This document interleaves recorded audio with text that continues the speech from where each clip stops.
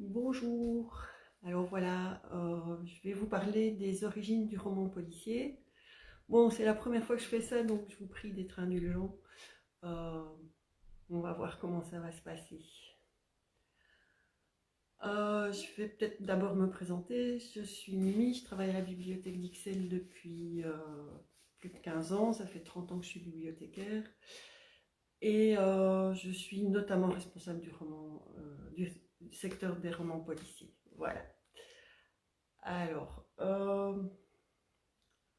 je vais peut-être attendre quelques secondes qu'il y ait du monde devant l'écran.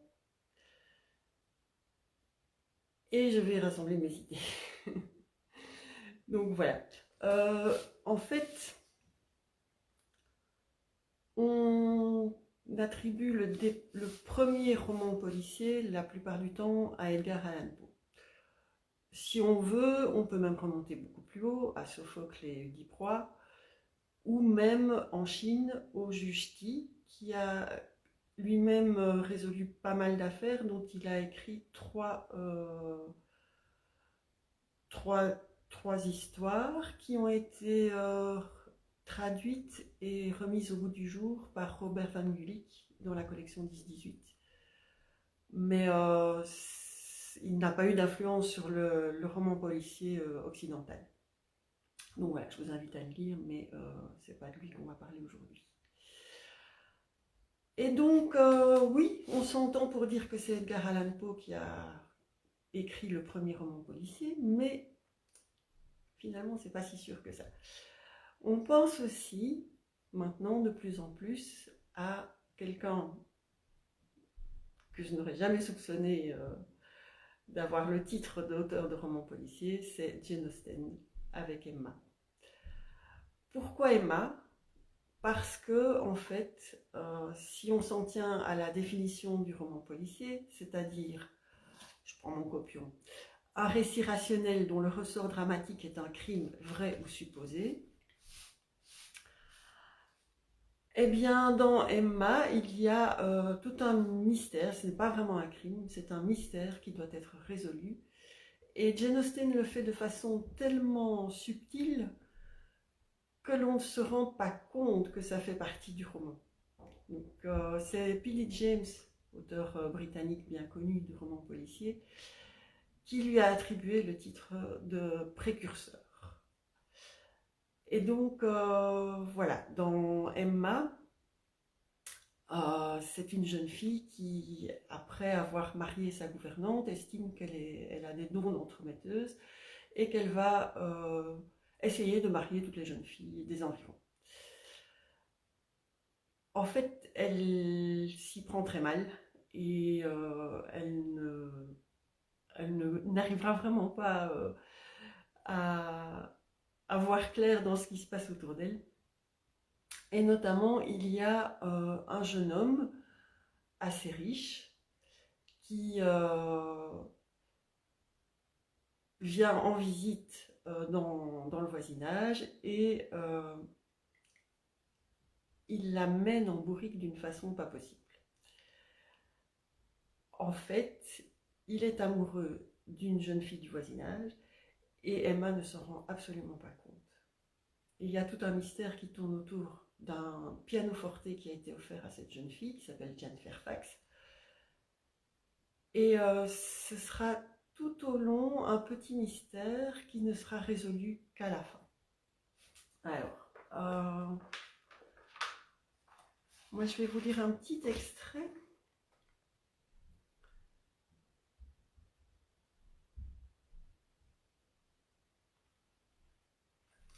Donc il s'agit de Emma qui va se promener notamment avec Frank Churchill, le jeune homme en question.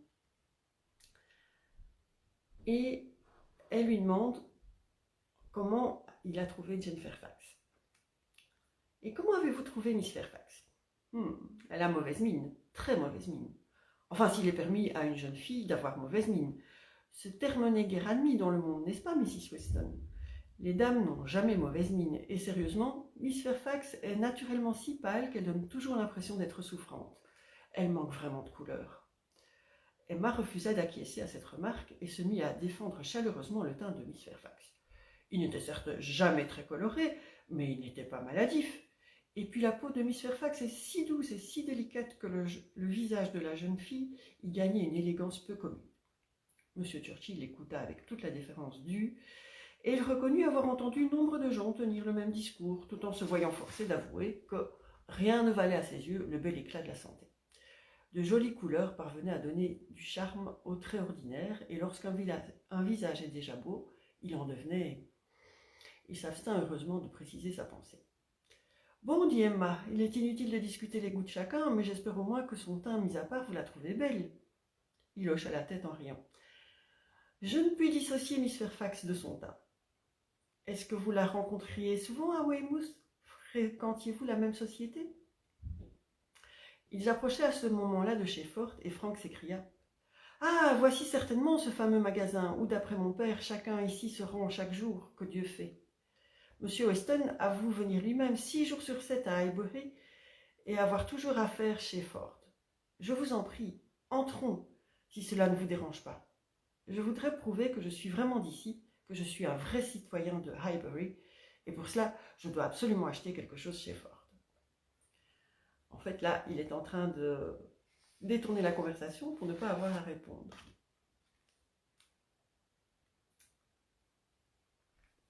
Un peu plus tard, il se retrouve dans un bal, et là, elle est de nouveau en conversation avec Frank Churchill.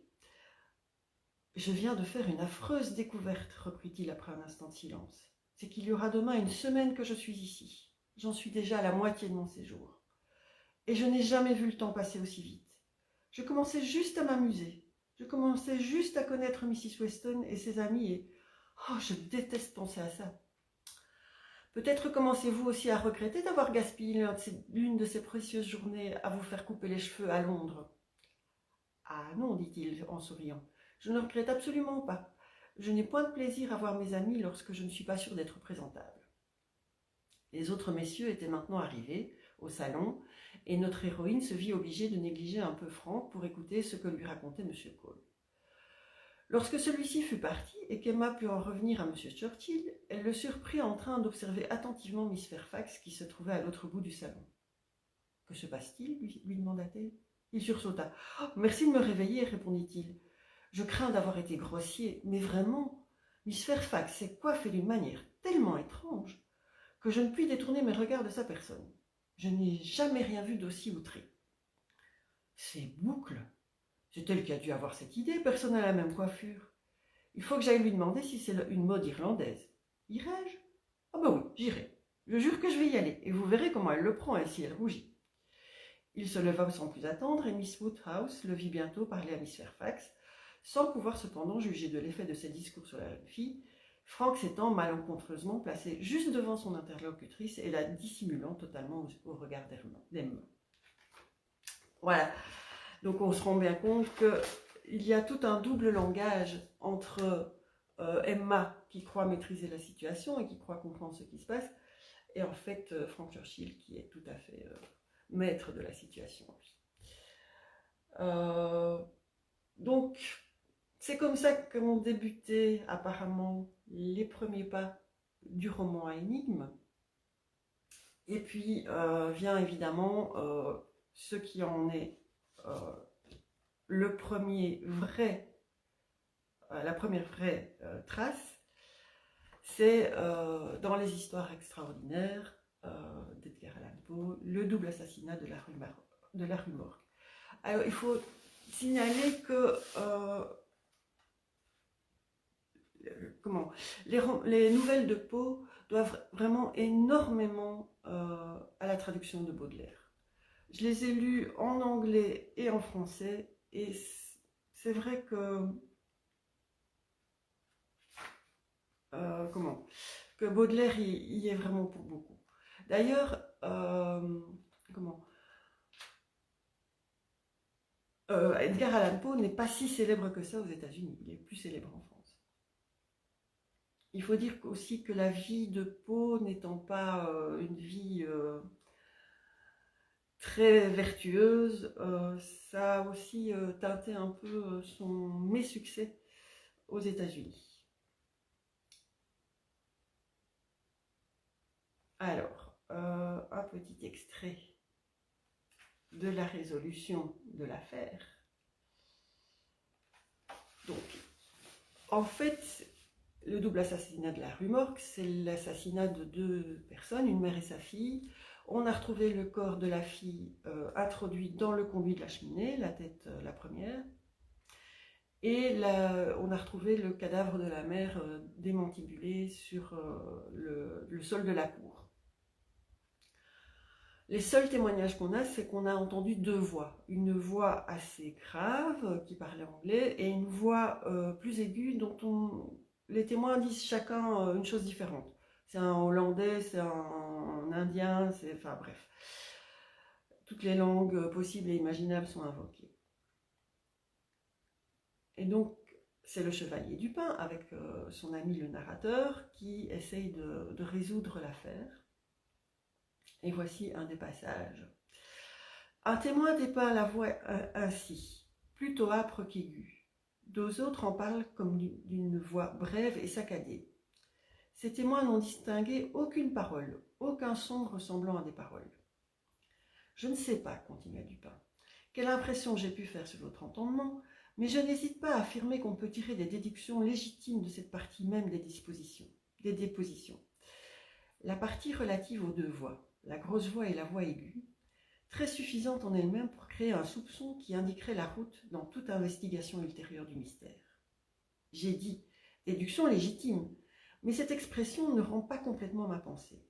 Je voulais faire entendre que ces déductions sont les seules convenables et que ce soupçon en surgit inévitablement comme le seul résultat possible. Cependant, de quelle nature est ce soupçon? Je ne vous le dirai pas immédiatement. Je désire simplement vous démontrer que ce soupçon était plus que suffisant pour donner un caractère décidé, une tendance positive à l'enquête que je voulais faire dans la chambre. Maintenant, transportons-nous en imagination dans cette chambre. Quel sera le premier objet de notre recherche? Les moyens d'évasion employés par les meurtriers. Nous pouvons affirmer, n'est-ce pas, que nous ne croyons ni l'un ni l'autre aux événements surnaturels. Mesdames L'Espanaye n'ont pas été assassinées par les esprits. Les auteurs du meurtre étaient des êtres matériels et ils ont fui matériellement. Or, comment? Heureusement, il n'y a qu'une manière de raisonner sur ce point et cette manière nous conduira à une conclusion positive. Examinons donc un des moyens possibles d'évasion. Il est clair que les assassins étaient dans la chambre où l'on a trouvé Madame L'Espanaye, ou au moins dans la chambre adjacente, quand la foule a monté l'escalier. Ce n'est donc que dans ces 2 chambres que nous avons à chercher des issues. La police a levé les parquets, ouvert les plafonds, sondé la maçonnerie des murs. Aucune issue secrète n'a pu échapper à sa perspicacité. Mais je ne me suis pas fiée à ses yeux et j'ai examiné avec les miens. Il n'y a réellement pas d'issue secrète. Les 2 portes qui conduisaient aux chambres dans le corridor étaient solidement fermées et les clés en dedans. Voyons les cheminées. Celles-ci sont d'une largeur ordinaire jusqu'à une distance de 8 ou 10 pieds au-dessus du foyer et ne livreraient pas au-delà un passage suffisant à un gros chat. L'impossibilité de la fuite, du moins par les voies ci-dessus indiquées, étant donc absolument établie, nous en sommes réduits aux fenêtres. Personne n'a pu fuir par celle de la chambre du devant sans être vu par la foule du dehors. Il a donc fallu que les meurtriers s'échappassent par celle de la chambre de derrière. Maintenant, amenés comme nous le sommes à cette conclusion par des déductions aussi irréfragables, nous n'avons pas le droit en tant que raisonneurs de la rejeter en raison de son apparente impossibilité. Il ne nous reste donc qu'à démontrer que cette impossibilité apparente n'existe pas en réalité. Il y a 2 fenêtres dans la chambre. L'une des 2 n'est pas obstruée par l'ameublement et est restée entièrement visible. La partie inférieure de l'autre est cachée par le chevet du lit, qui est fort massif et qui est poussé tout contre. On a constaté que la première était solidement assujettie en dedans. Elle a résisté aux efforts les plus violents de ceux qui ont essayé de la lever. On avait percé dans son châssis à gauche un grand trou avec une vrille et on y trouva un gros clou enfoncé presque jusqu'à la tête. En examinant l'autre fenêtre, on y a trouvé fiché un clou semblable et un vigoureux effort pour lever le châssis n'a pas eu plus de succès que de l'autre côté. La police était dès lors pleinement convaincue qu'aucune fuite n'avait pu s'effectuer par ce chemin. Il fut donc considéré comme superflu de retirer les clous et d'ouvrir les fenêtres. Mon examen fut un peu plus minutieux, et cela par la raison que je vous ai donnée tout à l'heure. C'était le cas, je le savais, où il fallait démontrer que l'impossible n'était qu'apparent. Je continuais à raisonner ainsi, a posteriori. Les meurtriers s'étaient évadés par l'une de ces fenêtres. Cela étant, ils ne pouvaient pas avoir réajusté les châssis en dedans, comme on les avait trouvés, considération qui, par son évidence, a borné les recherches de la police dans ce sens-là. Cependant, ces châssis étaient bien fermés, il faut donc qu'ils puissent se fermer d'eux-mêmes. Il n'y avait pas moyen d'échapper à cette conclusion. J'allais droit à la fenêtre non bouchée, je retirai le clou avec quelques difficultés et j'essayai de lever le châssis. Il a résisté à tous mes efforts, comme je m'y attendais. Il y avait donc, j'en étais sûre maintenant, un ressort caché. Et ce fait corroborant mon idée me convaincut au moins de la justesse de mes prémices, quelque mystérieuses que m'apparussent toujours les circonstances relatives au clou. Un examen minutieux me fit bientôt découvrir le ressort secret. Je le poussai, et satisfait de ma découverte, je m'abstins de lever le châssis. Je remis alors le clou en place et l'examinai attentivement. Une personne passant par la fenêtre pouvait l'avoir refermé et le ressort aurait fait son office. Mais le clou n'aurait pas pu être passé. Cette conclusion était nette et rétrécissait encore le champ de mes investigations. Il fallait que les assassins se fussent enfuis par l'autre fenêtre. En supposant donc que les ressorts des deux croisées fussent semblables, comme il était probable, il fallait cependant trouver une différence dans les clous, ou au moins dans la manière dont ils étaient fixés. Je montai sur le fond de sangle du lit et regardai minutieusement l'autre fenêtre par-dessus le chevet du lit. Je passai ma main derrière, je découvris aisément le ressort et je le fis jouer. Il était, comme je l'avais deviné, identique au premier. Alors j'examinai le clou. Il était aussi gros que l'autre et fixé de la même manière, enfoncé presque jusqu'à la tête. Vous direz que j'étais embarrassée. Mais si vous avez une pareille pensée, c'est que vous vous êtes mépris sur la nature de mes inductions. Pour me servir d'un terme de jeu, je n'avais pas commis une seule faute. Je n'ai pas perdu la piste un seul instant. Il n'y avait pas une lacune dans l'anneau de la chaîne. J'avais suivi le secret jusqu'à sa dernière phase, et cette phase, c'était le clou. Il ressemblait, dis-je, sous tous les rapports à son voisin de l'autre fenêtre. Mais ce fait, quelque concluant qu'il fût en apparence, devenait absolument nul en face de cette considération dominante, à savoir que là, à ce clou, finissait le fil conducteur. Il faut, me dis-je, qu'il y ait dans ce clou quelque chose de défectueux.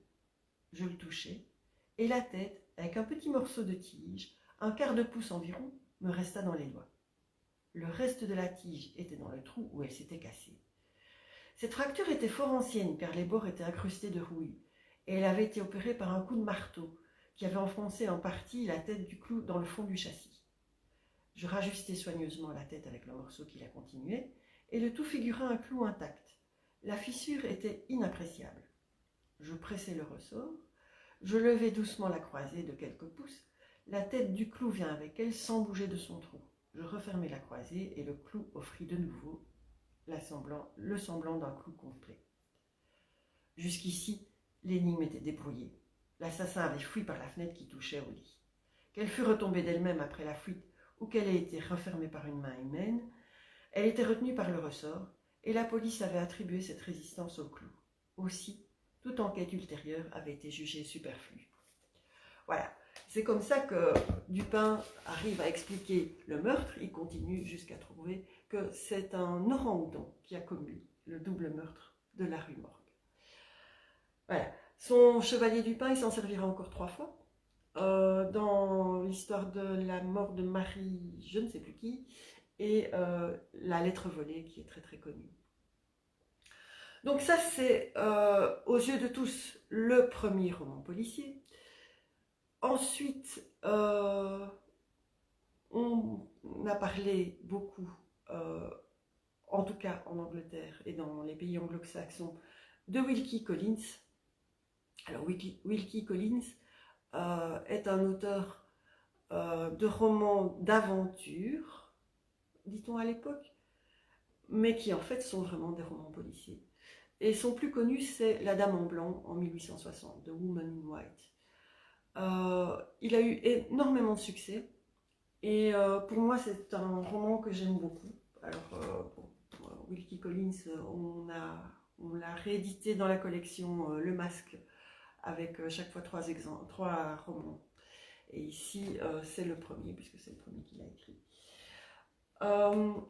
Wilkie Collins écrit d'une manière qui ressemble assez à celle de Charles Dickens, sans en avoir exactement la puissance. Ils ont d'ailleurs écrit ensemble, et tous les romans de Wilkie Collins ont été publiés dans la revue de Charles Dickens, All the Year Round. Excusez mon anglais. J'ai pas encore eu assez de café en fait ce matin. Donc, il s'agit de l'histoire d'un jeune professeur de dessin qui est chargé d'enseigner à deux jeunes filles, deux demi-sœurs, et en se rendant pour la première fois chez elles, il croise une dame en blanc, un fantôme, dont il prend en pitié et qui le met en garde sur ce qui va lui arriver. En fait, après, une fois qu'il arrive chez ses jeunes élèves, il constate que la deuxième, la plus douce, la plus jolie, est vraiment le portrait tout craché de son fantôme. Cette jeune fille dont il tombe désespérément amoureux est en fait fiancée avec un homme et un noble, et donc le mariage aura lieu et le jeune homme, le jeune professeur sera tout à fait désespéré. Elle est mariée à une crapule et ça va faire en fait toute l'aventure. Les débuts sont un petit peu passés de mode, c'est un peu fleur bleue, c'est un peu désuet. Mais au fur et à mesure qu'on avance dans le récit, on se prend vraiment au jeu et on veut savoir qui est cette dame en blanc, ce qu'il va arriver à Laura et à ce jeune professeur. Pour vous donner un petit exemple, donc en fait, à un moment, il y a eu une lettre anonyme qui est arrivée chez les deux sœurs pour dire que le fiancé n'est vraiment pas quelqu'un de convenable et qu'il faudrait mieux supprimer les fiançailles.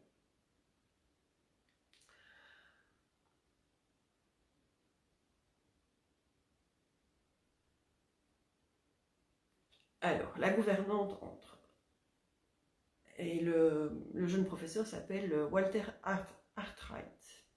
Monsieur Arkwright, me dit-elle, j'avais espéré que tous les sujets de conversation pénibles entre nous avaient été épuisés ce matin.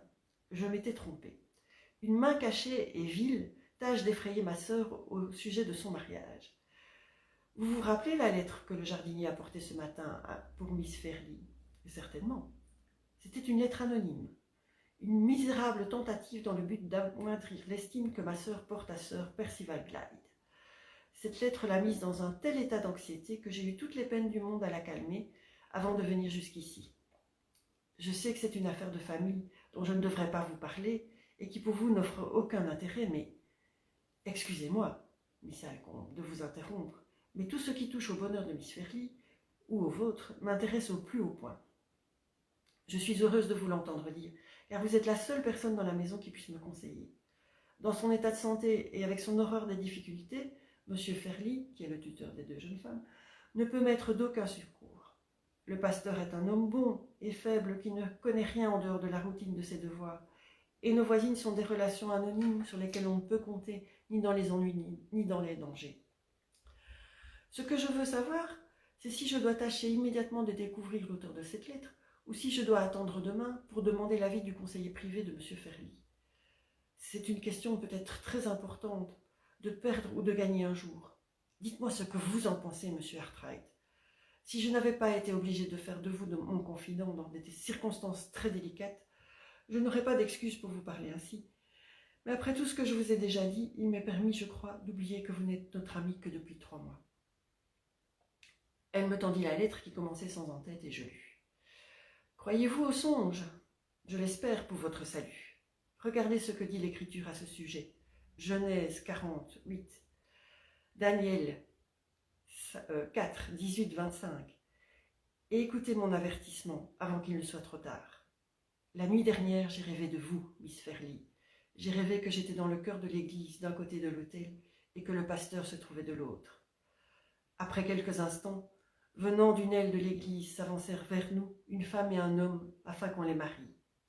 La femme, c'était vous, Miss Fairlie, si jolie, si innocente dans votre ravissante robe de soie blanche et sous votre voile de dentelle fine, que mon cœur se serra et que les larmes me montèrent aux yeux. C'étaient des larmes de pitié, bénies par le ciel, qui, au lieu de tomber de mes yeux comme les pleurs que nous versons chaque jour, devinrent 2 rayons lumineux qui se dirigèrent vers l'homme debout devant l'autel près de vous. Les rayons allèrent droit à son cœur, que je pus voir jusque dans ses recoins les plus secrets. L'apparence extérieure de l'homme que vous alliez épouser était avenante. Il n'était ni trop grand, ni trop petit, paraissait avoir 45 ans et possédait un esprit brillant et aimable. Son visage était pâle, le devant de sa tête était dégarni, mais les cheveux qui lui restaient étaient d'un noir gai. Il ne portait pas de barbe, mais des favoris et une moustache. Ses yeux bruns étaient intelligents et son nez droit et fin ressemblait à celui d'une femme. Ses mains étaient efféminées et délicates. De temps à autre, il était secoué par une toux sèche, et lorsqu'il portait la main droite à sa bouche, on voyait au dos de celle-ci la cicatrice d'une ancienne blessure. Mon rêve est-il exact, Miss Fairlie? Vous le savez mieux que personne. Lisez maintenant ce que je vis au fond du cœur de cet homme, et faites-en votre profit. L'intérieur de son cœur était noir comme la nuit, et en lettres de feu j'y vis écrits ces mots, sans pitié, sans remords. Il a semé le malheur dans la vie des autres, et il vivra pour semer la souffrance dans celui de sa compagne. Voilà ce que je lus. Les rayons de lumière montèrent ensuite jusqu'au-dessus de son épaule, et derrière lui je vis un démon qui riait. Les rayons se déplacèrent encore, et touchèrent votre épaule, et derrière vous, je vis un ange qui pleurait. Pour la 3e fois alors, les rayons changèrent de place, et se mirent entre vous et cet homme. Puis, doucement, ils s'élargirent de plus en plus, vous séparant l'un et l'autre. Le gros pasteur chercha en vain l'office du mariage dans son gros livre, et il ne le trouva pas, et désespéré le ferma. Je m'éveillai alors, les yeux remplis de larmes, et le cœur battant, car je crois au songe. Croyez-y aussi, Miss Fairlie, je vous en supplie. Joseph, Daniel et d'autres encore dans l'écriture avaient foi dans les rêves. Avant de dire les mots qui feront de vous sa malheureuse femme, renseignez-vous sur le passé de cet homme qui porte une cicatrice à la main. Je ne vous donne pas ce conseil dans mon intérêt, mais dans le vôtre. Tant que je vivrai, je veillerai sur vous, car vous occupez une tendre place dans mon cœur, en souvenir de votre mère qui fut ma première, ma meilleure et mon unique amie. Cette lettre étrange se terminait sans signature. L'écriture, tracée sur un papier ligné en caractères conventionnels et serrés, ne pouvait donner aucune indication. Elle était d'ailleurs défigurée par les taches. Voilà. Alors, ça c'était pour le côté anglophone. Et pour le côté francophone, on pense que un des tout premiers romans qui peut servir d'ancêtre au roman policier, c'est le roman Les Chouans de Balzac qui est paru en 1829. On y voit Corentin, le fils illégitime de Fouché, le ministre de la police de Napoléon, qui commence une carrière d'espionnage plutôt. Donc ça oscille entre l'espionnage et la détection. Malheureusement, je n'ai pas Balzac avec moi, donc je ne vous en dirai pas d'extrait. Et le premier roman policier qui se réclame de ce titre, c'est écrit par Émile Gaboriau en 1866, avec l'affaire Le Rouge. On y voit son détective, qui est en fait un vieux monsieur retraité, qui travaille pour la police pour son plaisir. Donc il a une fortune personnelle, il s'ennuie, il est seul, et donc il met toute sa sagacité au service de la police. Et dans l'affaire Le Rouge, c'est l'histoire d'une veuve qui vit seule dans une petite maison, et qu'on a retrouvé assassinée de 2 coups de couteau dans le dos, la tête dans le feu, et donc toute brûlée. Toute la maison est sans dessus-dessous, il manque pas mal de choses, mais par contre, il y a une bourse avec 340 francs, donc une somme importante pour l'époque, qui est restée dans un coin. Le commissaire chargé de l'enquête, lui, se dit qu'il s'agit d'un vol. Et donc, il se met en route parce que différents témoins ont vu quelques personnes suspectes. Mais le juge d'instruction n'est pas tout à fait convaincu, notamment parce que la bourse a été retrouvée. Et il fait appel à celui qu'on appelle tir au clair, qui est en fait M. Tabaret. M. Tabaret veut rester anonyme, c'est pour ça qu'il a pris un surnom. Et donc, M. Tabaret arrive sur les lieux du crime, il les examine et il dit ceci.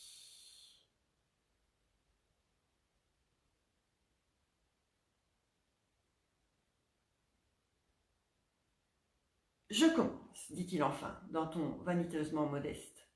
Le vol n'est pour rien dans le crime qui nous occupe. Non, au contraire, dit le commissaire. Je le prouverai, poursuivit le père Tabaret, par l'évidence. Je dirai aussi mon humble avis sur le mobile de l'assassinat, mais plus tard. Donc, l'assassin est arrivé ici avant 9h30, c'est-à-dire avant la pluie.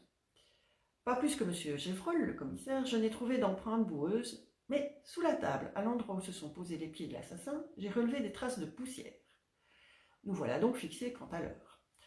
La veuve Le Rouge n'attendait nullement celui qui est venu. Elle avait commencé à se déshabiller et était en train de remonter son coucou lorsque cette personne a frappé. « En voilà les détails, fit le commissaire.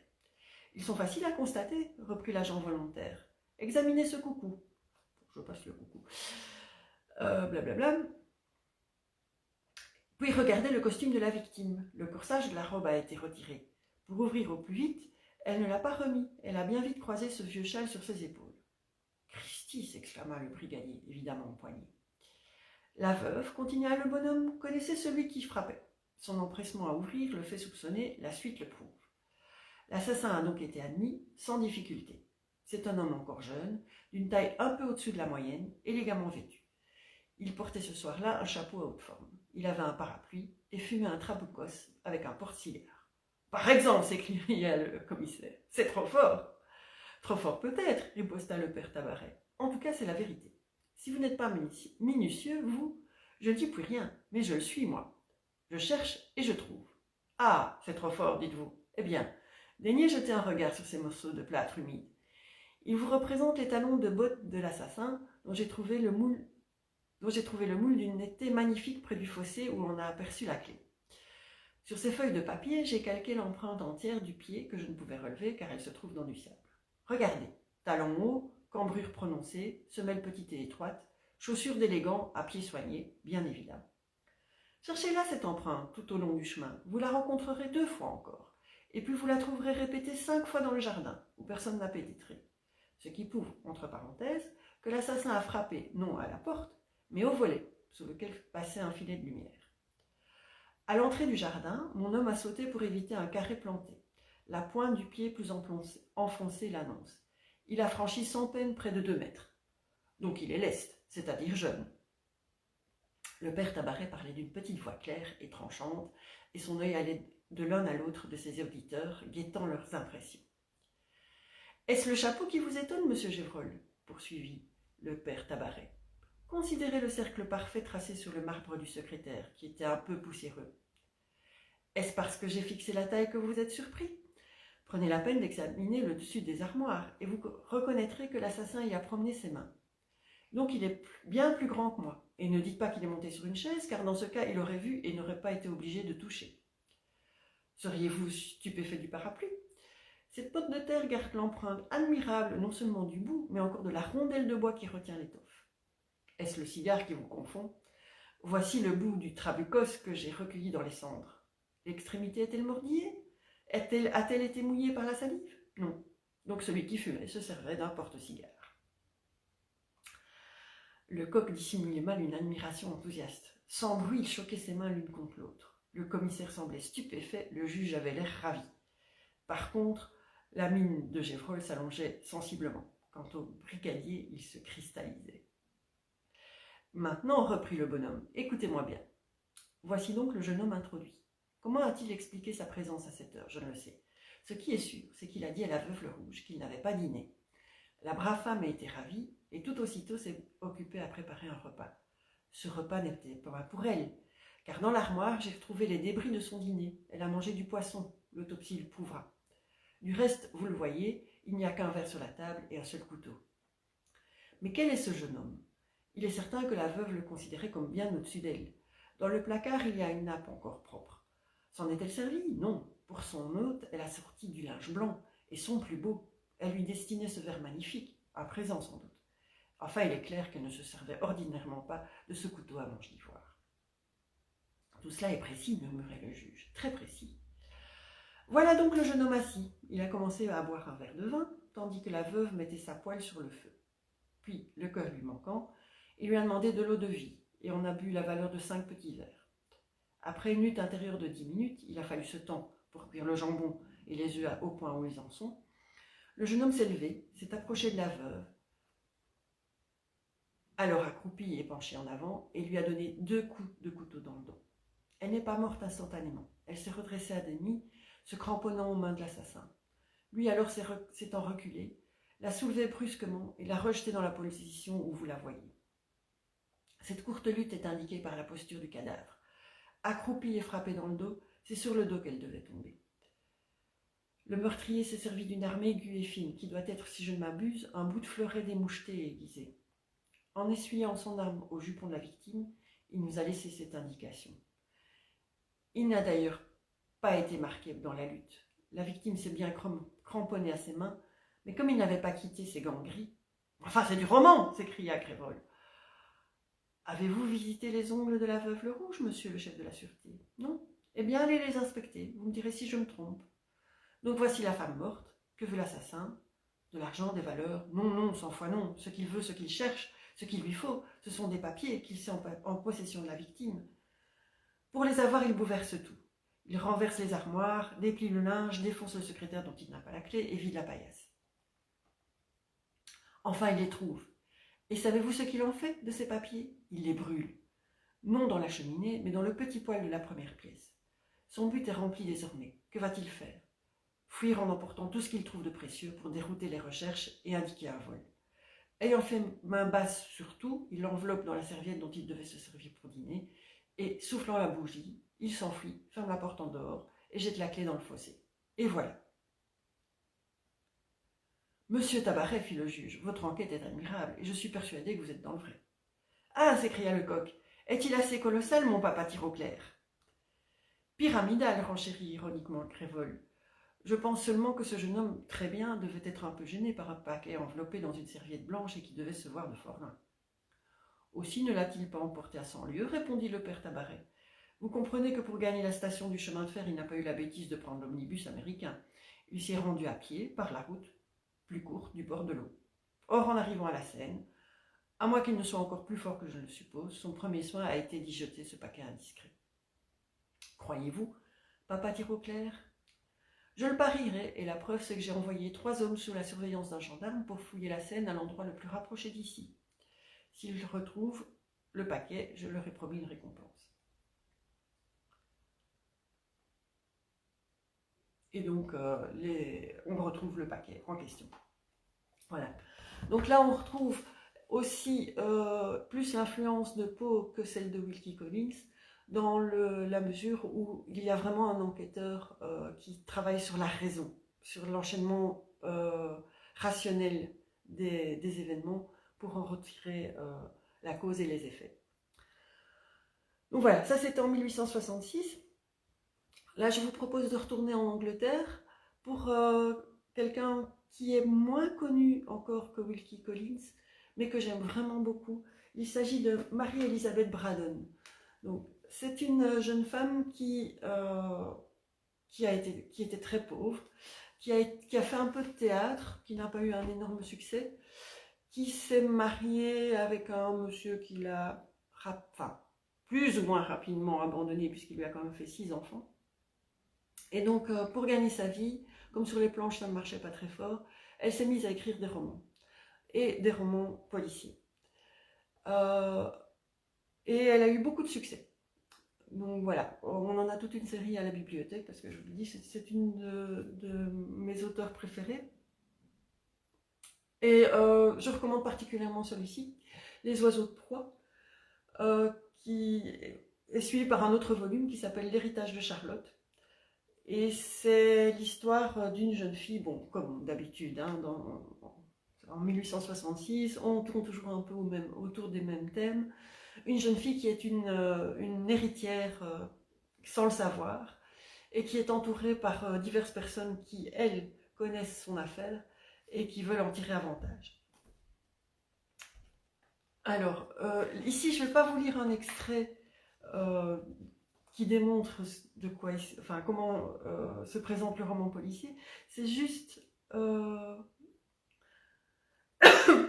un extrait qui parle de ce que Marie-Elisabeth Braddon elle-même ressentait.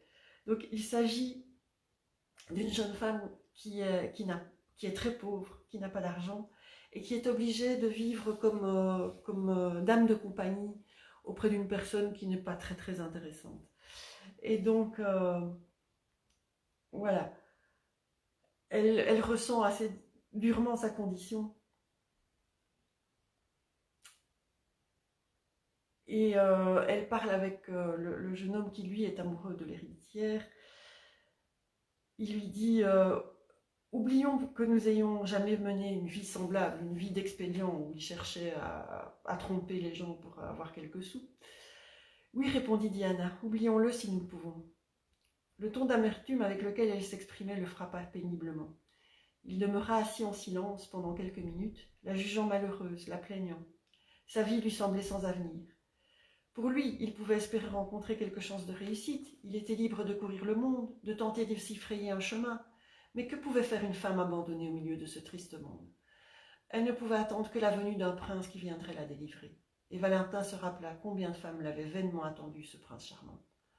Oh, ayons des femmes médecins, des femmes avocates, des femmes poètes, des femmes manœuvres, n'importe quoi plutôt que ces créatures dépendantes qui, dans une maison étrangère, fabriquent des prie-dieux en soupirant après la liberté, pensa-t-il en lui-même pendant qu'il considérait la pâle figure de son amie à la faible clarté du soir. Laissez pour un instant votre ouvrage et parlez-moi, Diana, dit-il avec quelque impatience. Vous ne sauriez croire combien il est pénible de voir s'abrutir sur un travail à l'aiguille la femme qui vous est la plus sympathique. J'ai peur que vous ne soyez pas heureuse dans cette maison. Ayez confiance en moi, comme je l'ai en vous. Est-on bon pour vous ici? Charlotte l'est assurément, mais les autres. Voilà. J'aime beaucoup ce cri du cœur de Marie-Elisabeth Braddon. Elle, voilà. Je ne peux que vous engager à la lire. Je trouve qu'elle est passionnante. Alors, bah finalement, il y a comme une majorité d'anglo-saxons. Hein. Ici, je vais vous parler de Dickens, parce que finalement, il a écrit lui aussi des romans policiers. Déjà dans l'Ami commun, on peut y voir toute une intrigue, mais alors le plus passionnant, c'est Le mystère d'Edwin Drood, qui est son dernier roman, paru en 1870, et je dois vous l'avouer, il est inachevé. Il est mort avant de l'avoir fini. Et malheureusement, c'est un de ses romans les plus passionnants. Donc, même si on ne connaît pas la fin, je trouve que ça vaut la peine de lire. Ensuite, on passe au plus célèbre, sans doute. C'est Arthur Conan Doyle et la naissance de Sherlock Holmes en 1887 dans Une étude en rouge. Alors, là, je ne résiste pas au plaisir de vous lire la façon dont il rencontre Watson, parce que franchement, c'est la meilleure. Alors là, par contre, je n'avais pas repéré le passage, donc vous me donnez 2 minutes. Ah ouais. Donc, Watson est en train de chercher un appartement à Londres. Il n'a pas beaucoup de sous, il sort d'une maladie et donc il n'a pas encore recommencé sa pratique.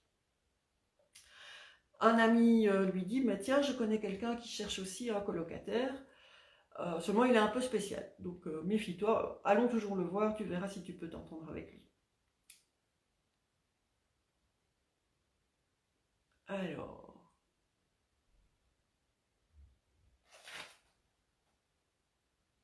Nous sommes ici pour vous faire une proposition, dit Stamford en s'asseyant sur un haut tabouret. Il en poussa un autre vers moi. L'ami que je vous amène est à la recherche d'un logement, et comme vous vous plaignez justement de ne trouver personne avec qui partager votre loyer, j'ai cru vous rendre service à l'un comme à l'autre en vous mettant en rapport. Sherlock Holmes parut ravi à l'idée de partager son nouvel appartement avec moi. J'ai quelque chose en vue dans Baker Street, me dit-il. L'odeur du gros tabac ne vous gêne pas, j'espère. Aucunement, pour ma part, je fume toujours du tabac de matelot. Alors c'est parfait. Je dois vous prévenir aussi que j'ai presque toujours des produits chimiques autour de moi et qu'il m'arrive de temps à autre de me livrer à certaines expériences. Y voyez-vous quelque inconvénient? Pas le moindre. Voyons, quel autre travers ai-je encore? Ah oui, il m'arrive parfois d'avoir le cafard. Je ne desserre pas les dents pendant plusieurs jours de suite. N'allez surtout pas imaginer que je vous fais de la tête. Le mieux, c'est de ne pas s'occuper de moi. Je finis toujours par retrouver mon état normal. À présent, à votre tour de vous confesser. Il est préférable qu'on sache tout de suite à quoi s'en tenir l'un vis-à-vis de l'autre. Cet examen préliminaire me fit beaucoup rire. Eh bien moi, répondis-je, j'élève un petit bulldog, j'ai horreur du bruit parce que cela me met les nerfs en boule. Je me lève à des heures impossibles et je suis paresseux comme une couleuvre. Quand je suis en bonne santé, j'ai quantité d'autres défauts encore, mais pour l'instant, je crois vous en avoir énuméré les principaux. Le violon fait-il partie de ces bruits que vous exécrez me demanda-t-il avec inquiétude. Tout dépend de la façon dont on en joue, répliquai-je. Si le musicien est bon, c'est un plaisir digne des dieux, mais s'il est mauvais... Oh, en ce cas, je crois que ça ira, s'écria-t-il en riant gaiement. Et puisque nous sommes bien d'accord, nous pouvons considérer dès maintenant l'affaire conclue, à condition évidemment que l'appartement vous plaise. Quand voulez-vous que nous allions le visiter? Venez me prendre ici demain à midi. Nous y rendrons ensemble et nous déciderons là-bas. Entendu, à midi tapant, je serai là. À propos, demandai-je brusquement à mon compagnon, donc à Stamford, quand il quitte Sherlock Holmes.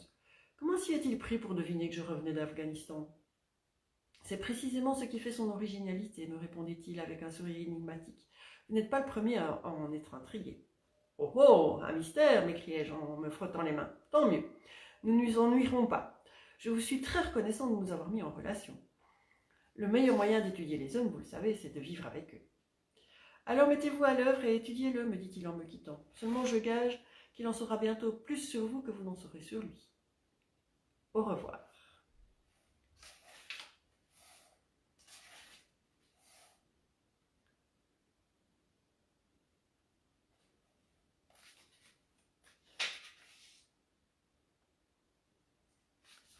Donc il étudie Sherlock Holmes et il se dit, mais enfin, c'est vraiment incroyable.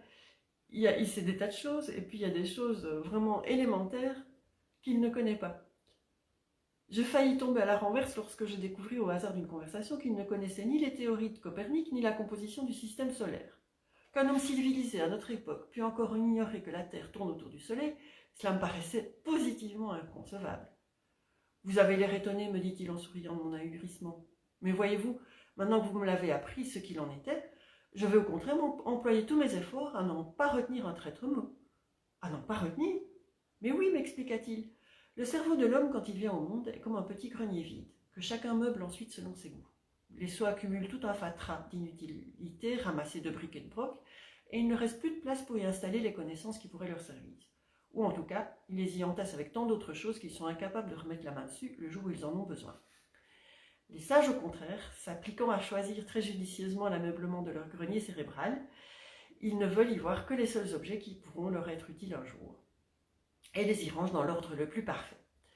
C'est une erreur de croire que les cloisons de ce grenier sont élastiques, et qu'elles ont la faculté de se détendre indéfiniment. Ne vous y trompez pas, un moment viendra où chaque connaissance nouvelle que vous voudrez y apporter vous forcera à en oublier une autre que vous possédiez déjà. Voilà pourquoi il ne faut pas se laisser envahir par les inutilités qui prennent la place des connaissances utiles. « Mais enfin, le système solaire !» protestai-je. « Que diantre voulez-vous que ça me fasse ?» m'interrompit-il avec impatience. « Vous me dites que nous tournons autour du soleil, et après, nous pourrions aussi bien tourner autour de la lune. C'est pas ça qui changerait en rien ma vie ni mon travail. » J'allais lui demander de quel travail il voulait parler, mais quelque chose dans son attitude me fit comprendre que cette question serait mal accueillie. Cependant, je réfléchis sur ce bref entretien en cherchant à en tirer quelques conclusions. Holmes déclarait ne vouloir acquérir aucune connaissance étrangère à l'objet qu'il avait en vue. Par conséquent, toutes celles qu'il possédait devaient avoir leur utilité. Je récapitulais dans ma mémoire ses points forts. Je me donnais même la peine de prendre un crayon afin d'en écrire l'énumération. Lorsque la liste fut terminée, je ne pus m'empêcher de sourire. Elle était établie comme suit. Sherlock Holmes, ses connaissances. Connaissances en littérature, nul. Connaissances en philosophie, nul. Connaissances en astronomie, nul. Connaissances en politique, médiocre. Connaissances en botanique, variable. Très calé sur la belladone, l'opium et d'une façon générale sur tous les poisons. Ne sait absolument rien en ce qui concerne le jardinage. Connaissances en géologie. Pratique mais restreinte. C'est discerner du premier coup d'œil la différence qui existe entre les divers terrains. Au retour de promenade, m'a montré des taches de boue sur son pantalon et a pu me dire rien qu'à leur couleur et leur consistance de quelle partie de Londres il se les était faites. Connaissances en chimie, très étendues. Connaissances en anatomie, exactes, mais dénuées de toute méthode. Connaissances en littérature à sensation, énorme. Il fait l'effet de connaître sur le bout des doigts les crimes les plus horribles commis depuis le début du siècle. 10. Joue du violon avec talent. 11. Est d'une adresse prodigieuse à la canne, à la boxe et à l'escrime. 12. Possède des données solides et pratiques sur les lois anglaises. Arrivé à ce 12e paragraphe, je compris si bien que je n'aboutirais à aucun résultat qu'en désespoir de cause, je jetais mon papier au feu. Comment concilier ces diverses capacités entre elles et concevoir une carrière qui les nécessite toutes? Bonne question.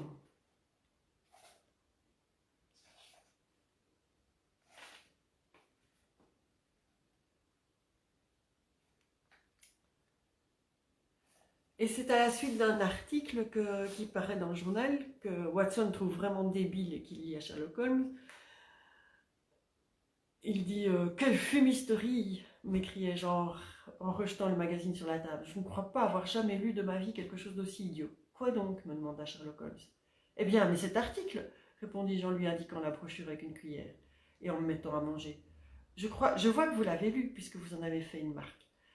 Je ne conteste pas que ce soit bien écrit, mais ça m'horripile. Ce sont évidemment les élucubrations de quelques théoriciens en chambre qui élaborent tout cela au coin de son feu, dans le calme de son cabinet de travail. Mais dans la pratique, ça ne tient pas debout. Je serais curieux de voir la tête qu'il ferait si on le flanquait dans une voiture de 3e classe du métropolitain et si on le mettait en demeure de définir la profession de chacun de ses compagnons de route. Je parierais 1000 livres contre une qui se mettrait le doigt dans l'œil. Vous perdriez votre argent, me répondit Holmes avec calme. Quant à cet article, celui qui l'a écrit, c'est moi. Vous? Parfaitement. J'ai un penchant très marqué pour l'observation et la déduction. Les théories que j'ai exposées là-dedans et qui vous semblent si chimériques sont en réalité extrêmement pratiques. Si pratiques même que ce sont elles qui me permettent de gagner ma vie. Et comment cela, lui demandai-je machinalement. Eh bien voici, j'exerce un métier tout à fait personnel. Je crois pouvoir affirmer sans crainte de me tromper que je n'ai pas un seul concurrent sur la terre entière. Je suis détective consultant. Vous comprenez, je pense, ce que j'entends dire par là. Ici à Londres, les détectives du gouvernement et les détectives privés sont innombrables. Or, quand ils s'aperçoivent qu'ils sont en train de fausse route, ils viennent me demander conseil et je les remets dans le droit chemin. Lorsqu'ils m'ont étalé sous les yeux toutes les indications qu'ils ont pu recueillir, il est bien rare qu'en me fondant sur mes connaissances approfondies des annales criminelles, je n'arrive pas à leur donner le mot de l'énigme. Il existe en effet des points de ressemblance très marqués entre les divers crimes qui se commettent, et pour peu que l'on en ait étudié un grand nombre en détail, c'est bien le dab si on ne parvient pas à expliquer tous les autres. Voilà. Je pense que je vais arrêter là pour aujourd'hui. Il en reste d'autres dont je parlerai avec plaisir une autre fois. À bientôt.